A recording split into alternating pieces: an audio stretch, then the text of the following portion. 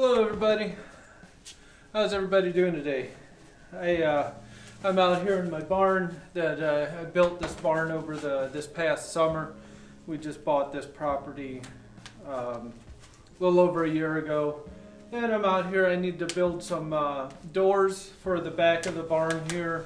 Kind of, it's one of those two-part doors where you can open the top or the bottom and leave the other part shut depending on what you have back there. And I have the bottom part built. I still need to build the top one. That's what I'm out here to do right now. I got my fire going and I got tools out here trying to warm them up because it is wintertime, it is cold, it is Ohio. And but I'm not necessarily out here to talk about the door or anything like that. I kind of wanted to talk about some other things.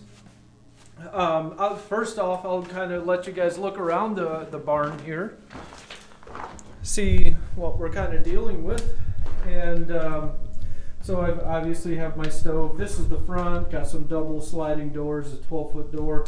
I only have 8-foot ceilings in here, but there is a loft because I have the typical gambrel barn roof on it.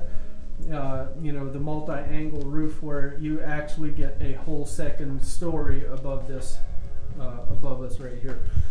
I have all the pallets I can get my hands on at work, so I built pens and stalls, whatever you want to call it, out of pallets. You can see one of our goats outside there right now. She's the baby, she's separated off right now. But anyways, and this is the door back here that I'm working on. And like I said, I have pallets, so I ripped the top of a pallet off. The top of it, that's kind of the base of the pallet. That would be down to the ground over here. This one over here, though, I use as the frame of the door. It's not necessarily faster, it's not necessarily easier, but it's cheaper. And like I said, sometimes you have more time than money, which seems to be my situation. I need to use what I have, and if I can save money by doing that, I can make my dimensional lumber go 4 times further by doing it this way, and the pallets are free. That leaves me money to spend on hardware and like the good plywood on the outside here. That's expensive stuff, but it doesn't rot near as fast as like T111 does. I can buy good hardware that I shouldn't wear out. Should be able to leave this stuff on here for 20-30 years and it should be just fine. So pick and choose where you spend your money. I got a little area here for feed, but anyways, there's the loft. You can see there's from the loft floor to the peak is like 12 feet, so we actually have a lot of room up there. So even though I don't have like 12-foot ceilings here, I've got a whole second floor above me. But yeah, so anyways, hopefully I can talk a little bit about what has been on my mind. It's a little bit of a deeper subject. I wanted to talk about it while I'm out here, waiting on my tools and stuff to warm up. But I work with a man that is 64 years old. I am taking over his position in a company. He did a lot to build that part of the company as far as like that business section, whatever of the company, that branch, I guess you could say, of the company, and I'm coming in there to take it over. And part of the reason why I'm there, it's not because he doesn't want to do it, but it's because he can no longer do it himself. He is in poor health, and he is only 64 years old. And some of the things that I'm going to say sound very honest, they sound very brutal. I don't do it in a mean-hearted way. It's just the truth. It's life, right? Life is difficult. And what I'm going to talk about is a little bit deep, but honestly, if you do what you should through life, which is to actually think about how you want your life to be and make decisions, concentrated, intentional steps and decisions towards reaching your goal of how you want your life to be, then the subject actually isn't as dark as it is otherwise. It's all something that we actually need to get used to. In American society, we have kind of made a habit in our society to not really talk about death and the end of life and so on and so forth in the way that other cultures have. In South America, they have a big culture around death and the afterlife and so on and so forth, and they even celebrate it. And so death, not that it's not sad to them or anything, but they just tend to have sometimes have a little bit more of a better grasp of it and a better way of talking about it and dealing with it than we do here in like the United States, because we tend to avoid that subject. And that seems to be where my business partner is, my coworker, 64 years old, made bad decisions. I understand he had a very difficult childhood, and I think they came from very poor means, which I do too. We grew up very poor, which I can get into very later. We had a very difficult time surviving, and you know, even as an adult in my own personal life, my journey has been very, very rocky, and it's been very difficult. So we all have a part of that. But he started out very difficult, in a very difficult life, and I think he simply focused on trying to move from the bottom of the totem pole to the top of it, or somewhere in between anyways. The way that he did that is he chose to focus on things like career and his job and so on and so forth. And that is a very common thing that we do. Come on, Poppy. Don't make this hard. Goat Poppy, you obviously heard probably, but she is being loud right now. But anyways, so this poor guy is having a very tough go of it right now because his health is failing, and he realizes that he is probably not going to make it to 70 years old. He is 64 now, like I said before, and honestly, if I were a betting man, I would say it's probably going to be another year or two, maybe. And he hasn't necessarily made it easy on himself. He hasn't necessarily made the best decisions either. I know this person. We've had some very deep conversations, some very serious conversations. He's already been in tears while we were talking about this. So, and he's a very good man. Okay, the things I'm saying is not to belittle him in any way. He is a good person, okay? But what he has done is what so many other people have done, is he's poured himself into his career and into his job, and now that his life is coming to an end, he doesn't really know what he has. He doesn't really have friends. His children are grown, and I think there's maybe a little bit of a strained relationship there to a degree. At least, at the very least, I just don't think that it's like a very strong bond. Let's put it that way. And his wife, I don't think they necessarily have a horrible relationship. They've been married for many years. However, I think if they were trapped inside the same home together for an extended period of time, they'd drive each other crazy. And that's to be expected when both of them had careers and you spend the majority of your time at work and not with each other. Some people retire and find out that they actually never really got to know their spouse. That's extremely sad, but it's true. And I think that's kind of where they are at. I think for me, it really highlights the importance of a person to, at some point in time in their life, have to change from the pursuit of things like career and money and things like that, because you have to have those things too. But at a certain point in time, you have to make a transition from focusing on that to focusing on yourself and I guess changing your viewpoint from an external viewpoint of looking at things out there, in the world, like your career and so on and so forth, to having an introspective look and not gaining your sense of identity in things like your job or in sports or in anything superficial out there, because you are going to lose all of those things. And honestly, obviously, we should pursue relationships. And if there's anything in this world that you should just pour yourself into, is the relationships with your loved ones.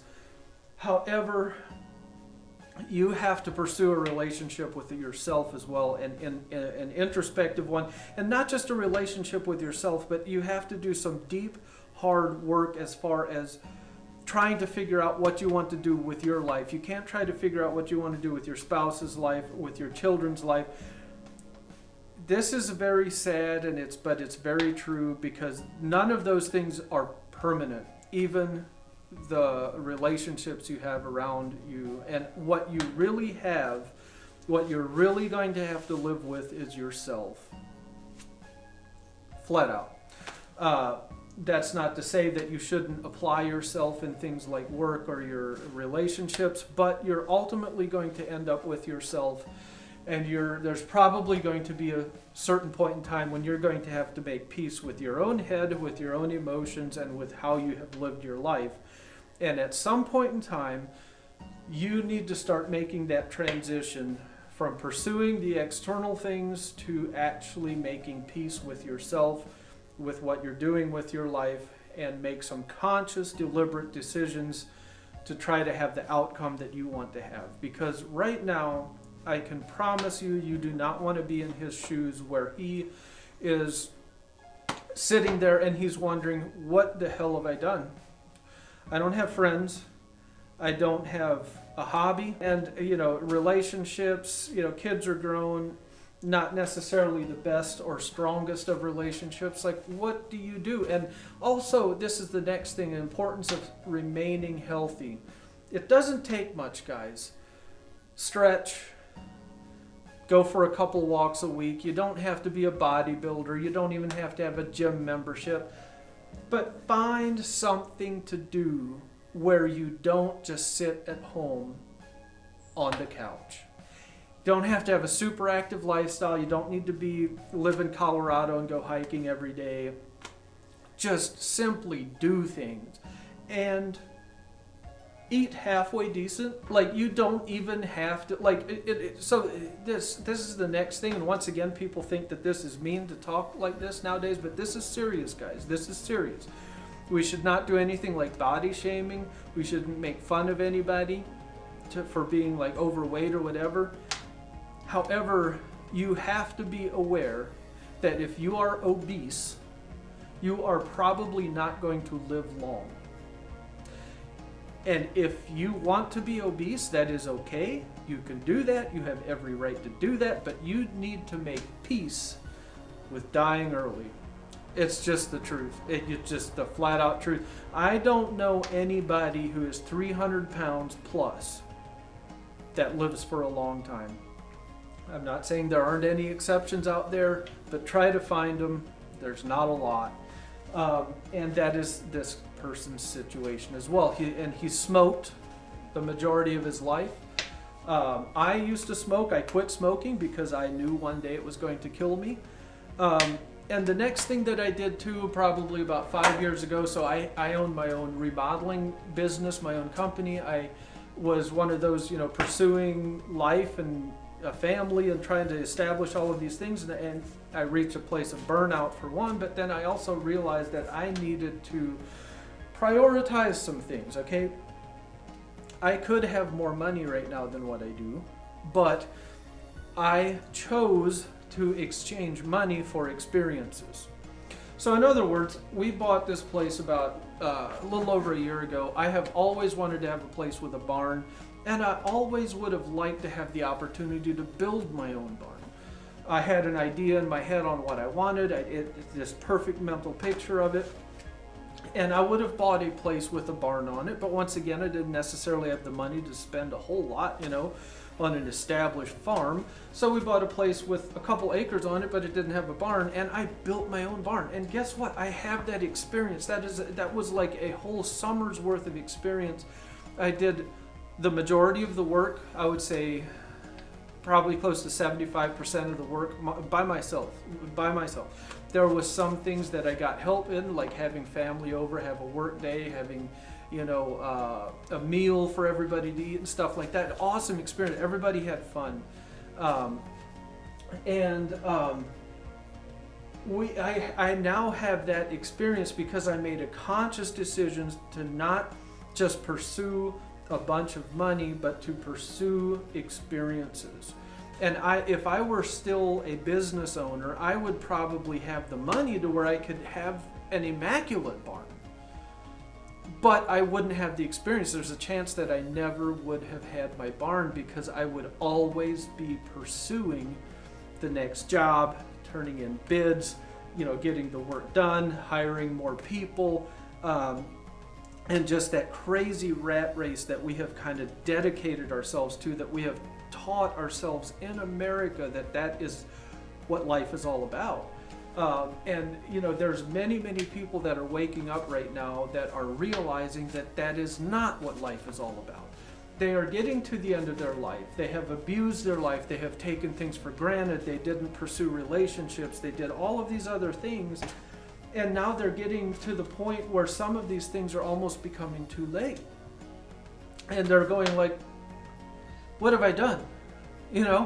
Because the honest truth about this guy that I work with right now is that it's too late for him to do pretty much anything. He doesn't really have the physical ability to go out and make friends and to enjoy friends. He would have a fairly hard time going out to eat as a couple because both of them are not in very good shape. Knees are shot, COPD from smoking, plus neuropathy, and ability to really do anything or to improve his social life whatsoever. And the hard, honest truth about it is that this guy is going to end up retiring, he's going to go home, and he's going to die. That sounds extremely rough, and that's because it is.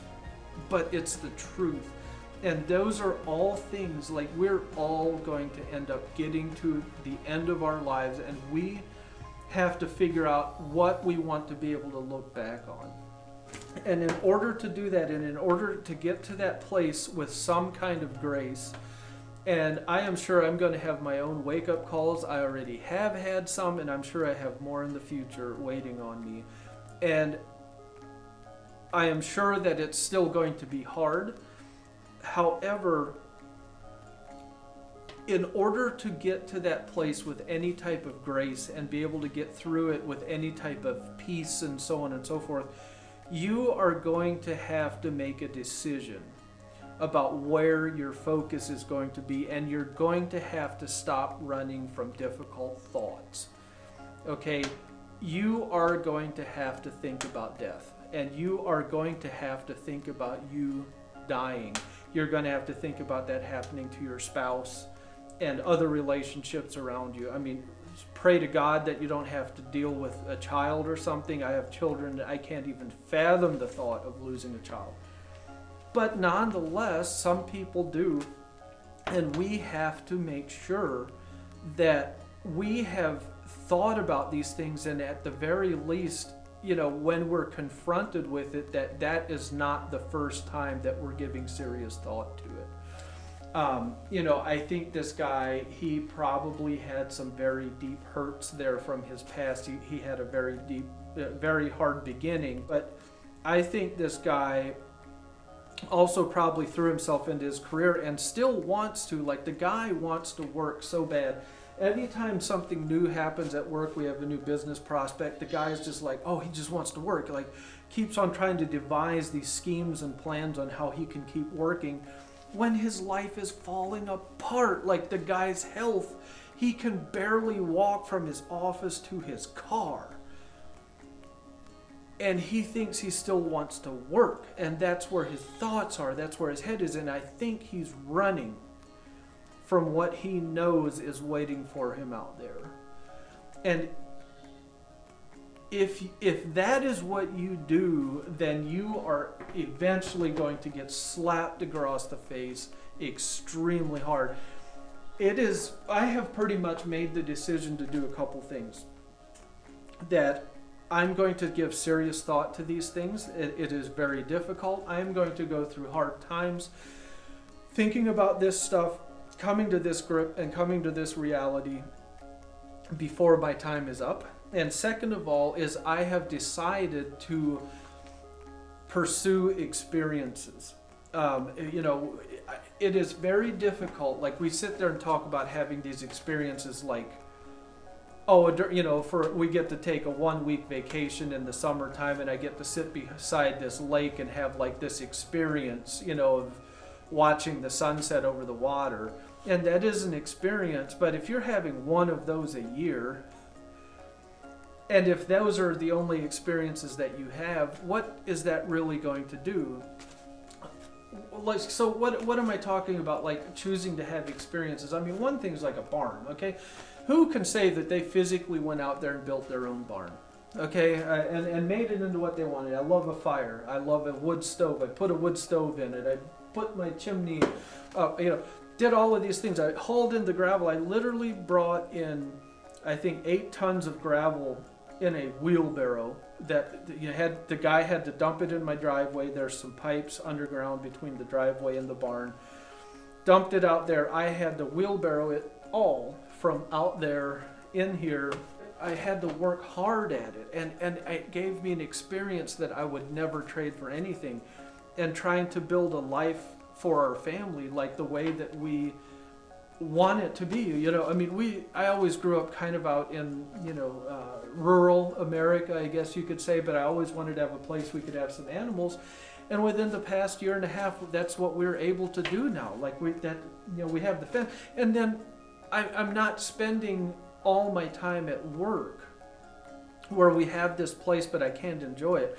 Like, I made the decision to trade some of my time and money at work to have time and experiences at home.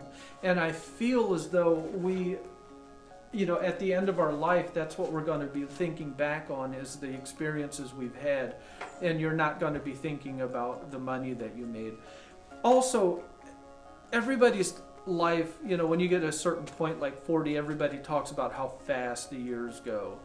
And I don't think that you can completely avoid that. I think that's something that we all have to realize and wrestle with. But I think part of the reason why life goes by so fast, think about it. You're 40 years old. I'm 41, okay? Kind of middle of my life. And it would be nice if I could have another 40, 41 years. I'm hoping. But middle of my life. And if you think back on your life, if you don't have a lot of experiences to remember, if you don't have a lot of experiences to think back on, if you're not living through experiences where you're taking it all in, when you do that, it kind of tends to slow time down. And when you think back over 40 years, if they're chock full of memories and experiences, it's going to seem like you have a lot to think about. I mean, you do. And so it's going to make the past look and feel longer to you because you have a bunch of memories to think on. If you don't have anything to think of in the past, if the past year was just literally the wake up, we go to work, eat, entertain yourself with sports, and go back to sleep, if that's all it was, you're not going to think about those things. You're not going to think about the Ohio State game, versus Ohio State versus Michigan or anything like that. You're going to be thinking about your specific experiences and some certain milestones. Maybe you did get a promotion at work, and you might think about that, and maybe your vacation that you took. Those are two big experiences through the year or something like that. And if that's really all you have to think back on, it's going to seem like that year flew. But if you can think back on that year and you're thinking about 5, 10, 20, however many memories that you create that were actually big and eventful things, it's going to seem like last year was a lot longer than if you only have 2 things to think about. So this life is all about experiences. You have to create experiences. And at some point in time, hopefully before you reach your 60s, literally by the time you're in your mid-30s, you have to start doing some serious thinking about what you want to do. I don't want that to sound like if you're in your 50s or 60s that you don't have time to pursue things that you want to do. Absolutely, at any point in time, I hope you have the ability in your 60s to come up with something new that you'd want to experience and to pursue it.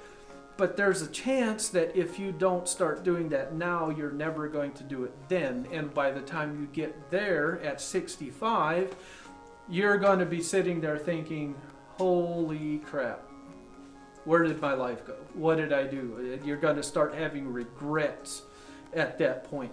Doesn't mean that you can't do anything, but you're still going to have a lot of regrets that you didn't do it sooner. Now, you can live your life how you want. I don't want this to be a depressing talk, but it seriously drives home the importance of how you have to be introspective. You have got to think about other things other than your career. You cannot be so superficially minded. I know people who have thrown themselves into politics this last 5-10 years. Now, I don't want to open that can of worms. What a mess. But they literally went from being like addicted to one thing to addicted to politics to, and it's literally like you sit there and you look at it and you're like, you are literally wasting your life away. This country, I'm not saying that this country doesn't matter, but if those are the types of things you are throwing your life into, what is that going to do for you when you get to be 65? It's not going to do anything for you. And the same thing with sports and all of these things that we sometimes think are important. And I'm even going to go as far as to say religion. Now, there's a healthy, I think, spirituality type thing that even, our words fall short. I don't have the language to describe it. I know there's people that sit there and talk about spirituality. Well, I'm not religious, I'm spiritual, whatever. That's not what I'm talking about. There has to be these deep, meaningful experiences that you have to have, whether you believe in God, whether you're an atheist, or anything in between.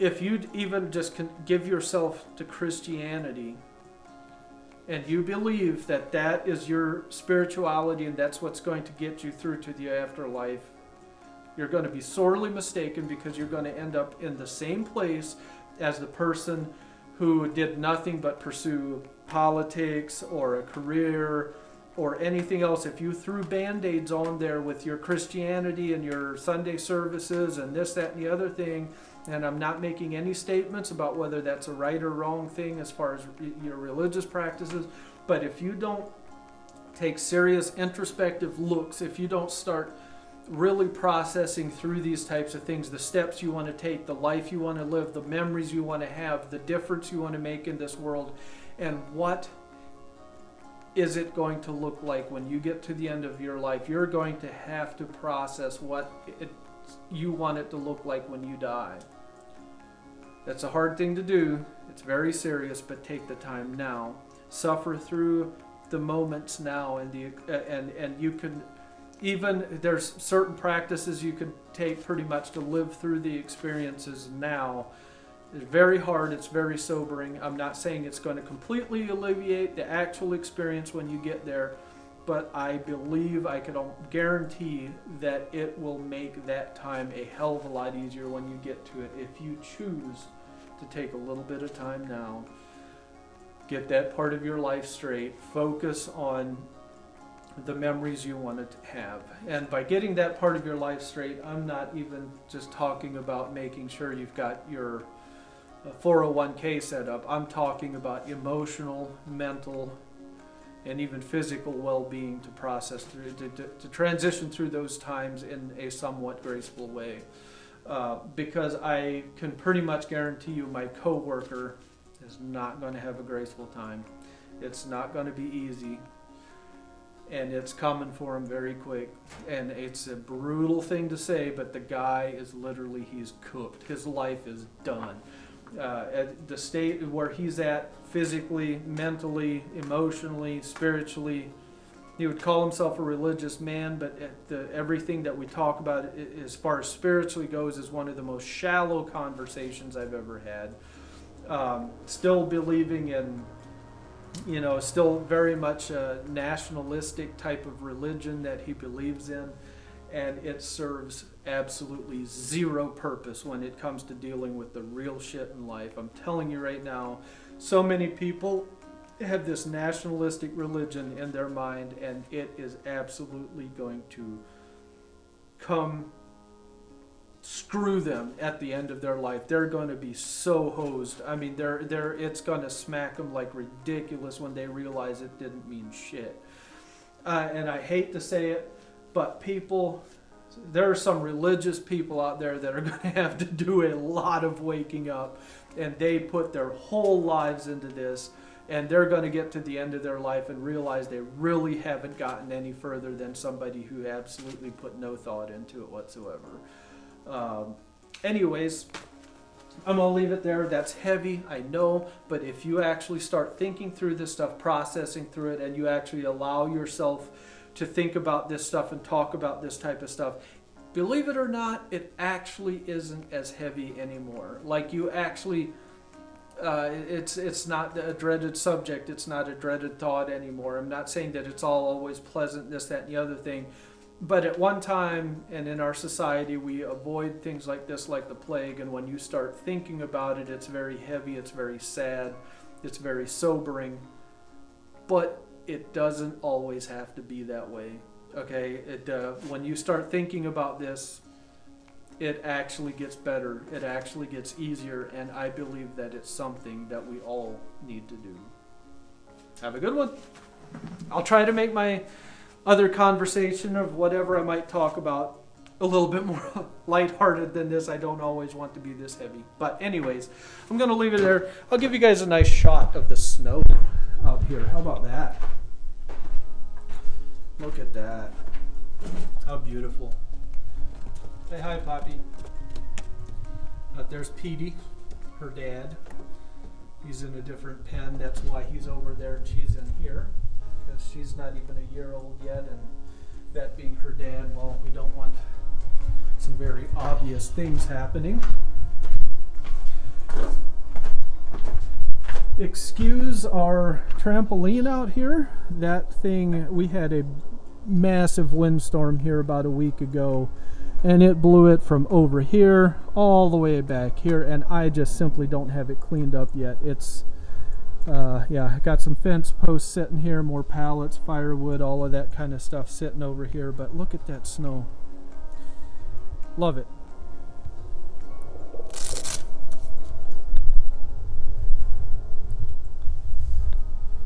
Like I said, I'm in Ohio. Absolutely beautiful. I love winter. I know a lot of people don't, but I do. I absolutely love winter.